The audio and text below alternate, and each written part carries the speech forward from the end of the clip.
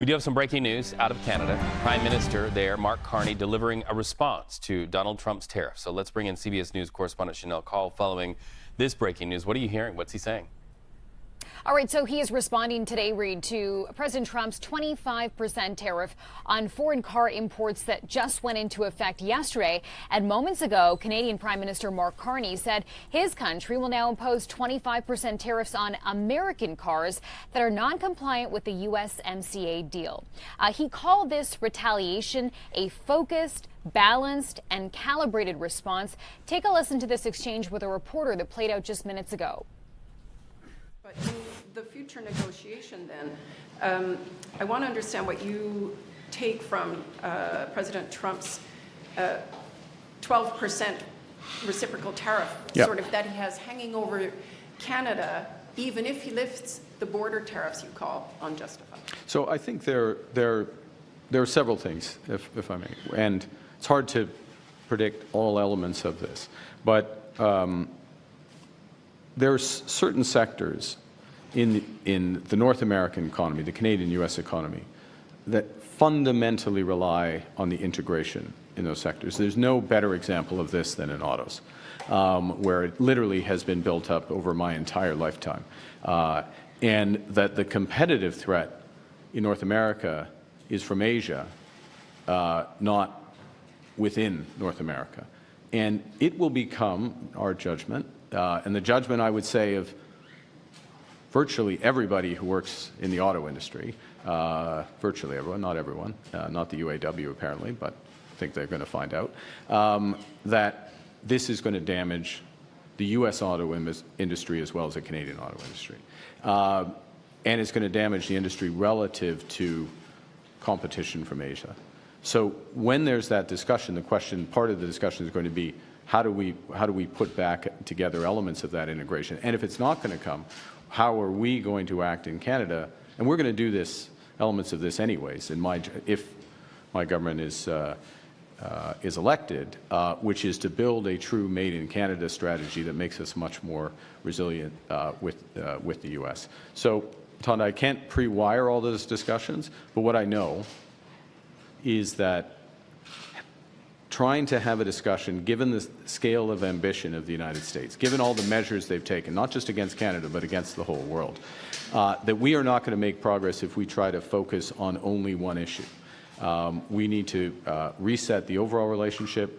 We need to set the boundaries around that, where we're going to work together, reestablish confidence, first and foremost for Canadian workers and their families, so that they know where their careers are, where their jobs are,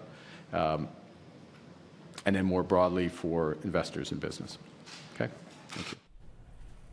And notably, Carney also said these new tariffs would not apply to auto parts. And we know that's important to know because parts will go back and forth between the two countries several times before a car is actually fully made.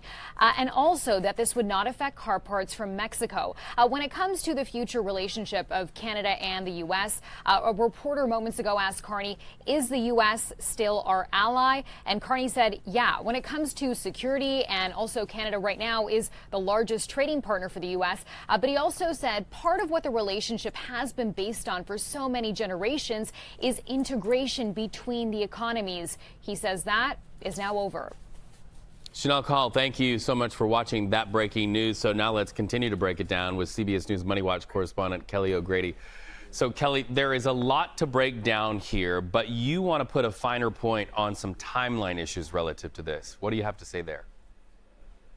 Right. So what we just heard from the Prime Minister is tariffing cars that are not covered under the USMCA. That is the trade agreement between Mexico, Canada, and the U.S. And so just for some context, because a lot of this has gotten lost, it's all very complicated, is one, the tariffs that we, the U.S., are putting on cars coming from Canada and Mexico that are not compliant under that agreement went into effect today. But there is also going to be another tariff that the cars that are compliant under that agreement. And the White House is going to try to assess what part of the car is actually made in the U.S. and then tax the percentage of the car that is not made in the U.S. And so that's where it's very convoluted. Because it's so convoluted, that part hasn't gone into effect yet. So I just wanted to clarify that piece of it. Just my reaction to the Prime Minister. We were just talking a few minutes ago, Reed, about this retaliation back and forth, and how if that happens, that's where you get into the stage where there is a trade war, particularly with the auto industry. All of these companies, to his point, made investments under the initial trade agreement I just mentioned that was negotiated under the first Trump administration. And so what I'm hearing from a lot of folks is now the goalpost is moving. They invested in plants in Canada and Mexico in this very integrated supply chain.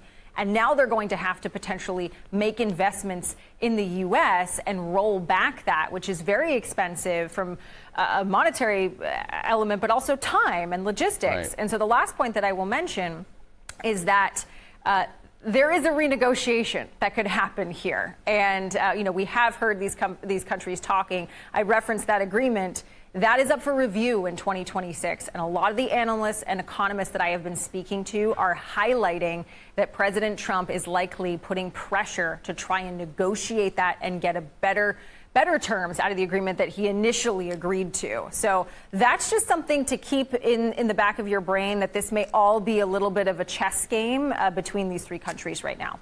A chess game, and we are seeing reaction on the Dow today. Kelly O'Grady, thank you so much for that context.